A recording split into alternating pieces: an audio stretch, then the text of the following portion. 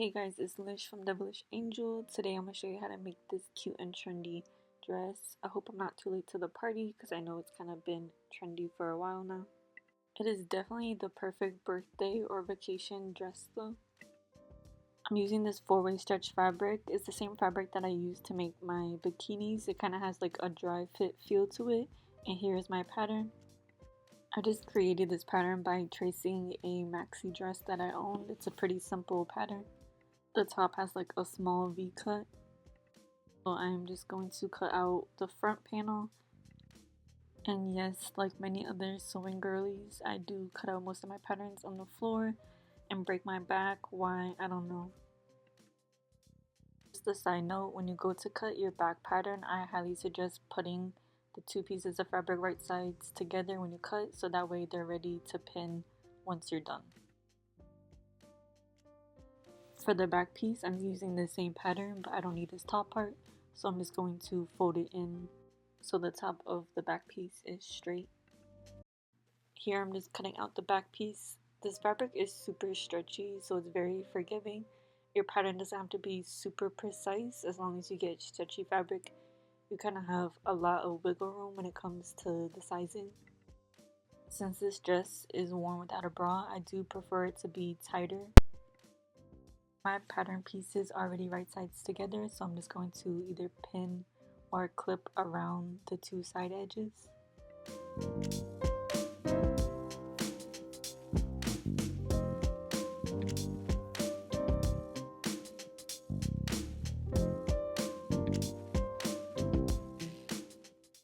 Here's what it looked like once I was done clipping the sides. Now it's time to cut out our straps, so we need 2 shoulder straps and then 1 kind of small strap that goes in between the middle of the chest. Here I'm cutting the straps 1 inch wide. I kind of just winged the length and then later cut them down to the length that I needed.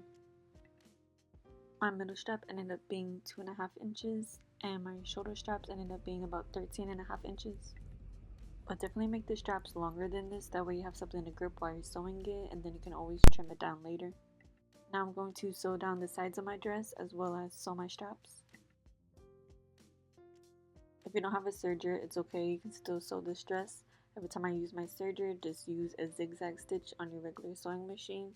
I do suggest cutting more seam allowance though, so for the straps, definitely make the straps wider and then you can always cut the extra seam allowance off after you've sewn it. In case you don't follow me on Instagram and you want to know what I look like, this is me minding my business sewing the dress. I'm going to be using this clear elastic for my straps and the top edge of the dress. Also, the link for all the supplies that I use are in the description. So I'm just folding my straps in half, right sides together, and putting the elastic on top, then sewing them.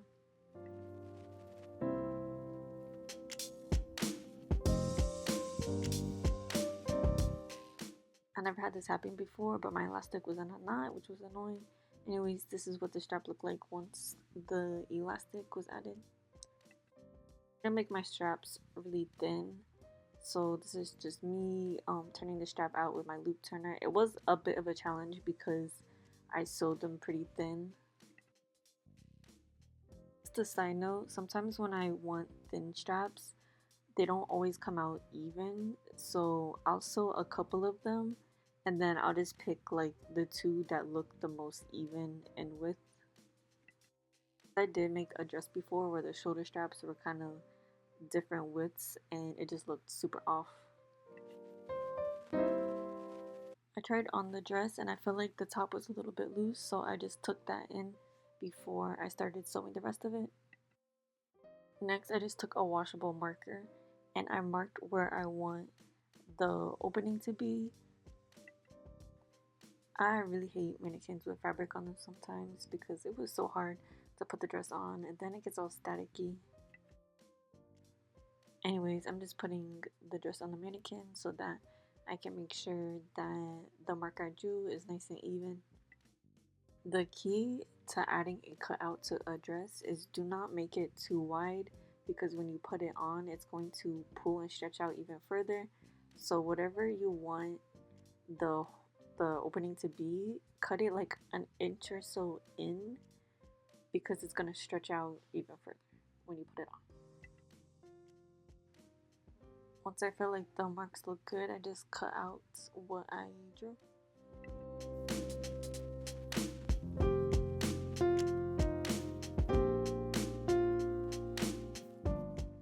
Here's what it's looking like so far when I put it on. Next, I'm going to just trim around the top of the dress. I wanted the back to be a little lower, so I'm just going to make sure this part is even and just trim it nice and clean. Now I'm going to sew all along the top edge and add elastic. I'm just using my serger to add elastic all around the top. If you don't have a serger, you can just try to make the dress tight at the top and skip the elastic, because I feel like elastic might be kind of hard to add without a serger. At the same time, not impossible.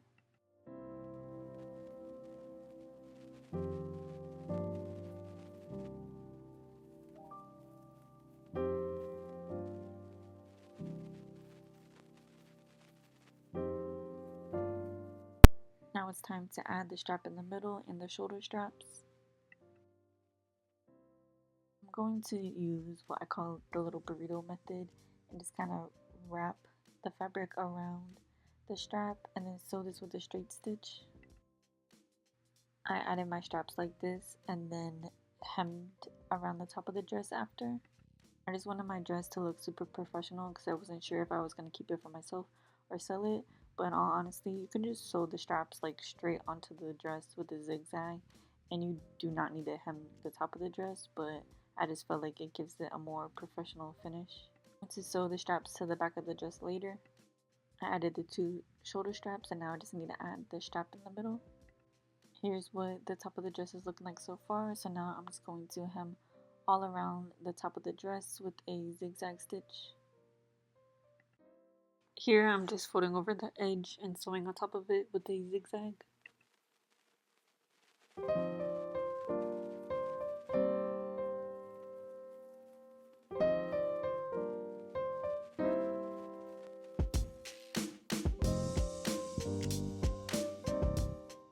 Next, I sewed down the straps on the back of the dress. I put them 5 inches from the side seam and just did a straight stitch on top of them.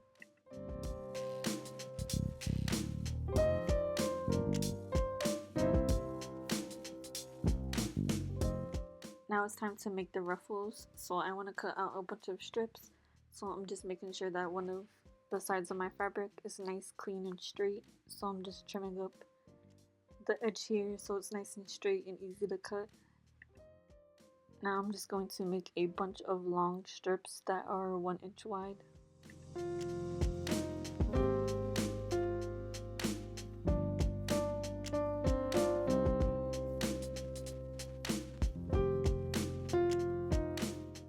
Here's all the ones that I cut out. I think mine were about 50 inches long, but honestly the length doesn't matter as long as you just have like a bunch. On my sewing machine, I put the length to the longest setting, which was 5 on my machine.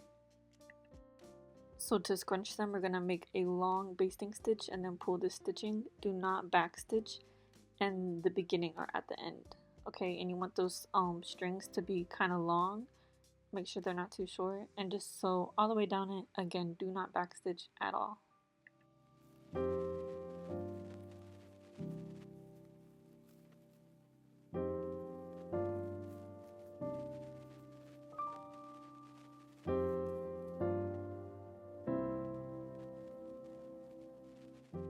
I did this for all of the straps that I cut out, and you can always make more later if you didn't have enough.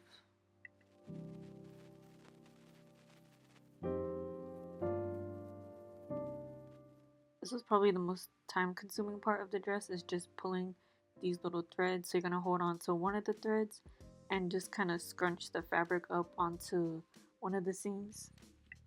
You want to try to do this gently because you don't want that seam to pop. If you find that your seams are popping while you're doing this, you can always sew 2 lines down the center of these strips, and that just makes it more secure. In case one of them pops, you still have a second seam. Here's what they should look like after. Now it's time to attach them all around the top of the dress. I'm going to explain the way I do this as best as possible, but pretty much I take the ruffle that I made and put it on top of the seam going around the dress. I'm fixing the ruffle and just making sure that the fabric on the ruffle is evenly spread as I sew, so I'll stop every now and then, kind of fix the ruffle before I sew. Also, I'm using a straight stitch while I'm doing this. Normally a straight stitch on a stretchy fabric would pop, but to fix this, I kind of stretch the bottom fabric just a little bit while I sew to make up for that. Also, just go slow with this process. Like, you want to make sure that you're sewing through the ruffle and through the dress. You don't want to leave any like holes or nothing. When I get to a corner, I'll just make sure that my needle is down inside the fabric and then just lift my presser foot up and spin the dress.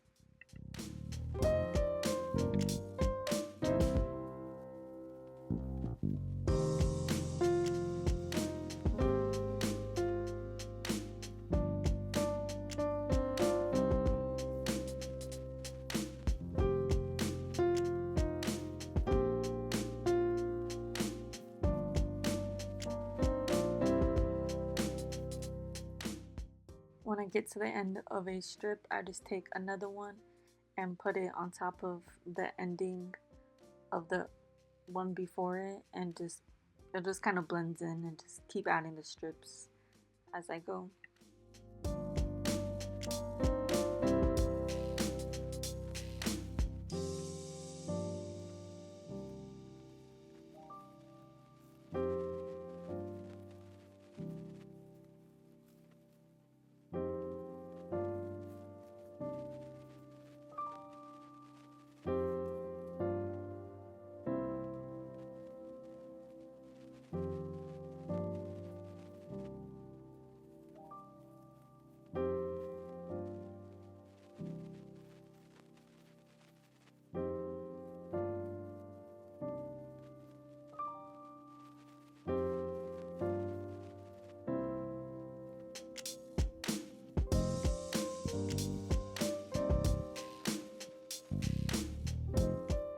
Here's what the top of the dress was looking like after I added the ruffle.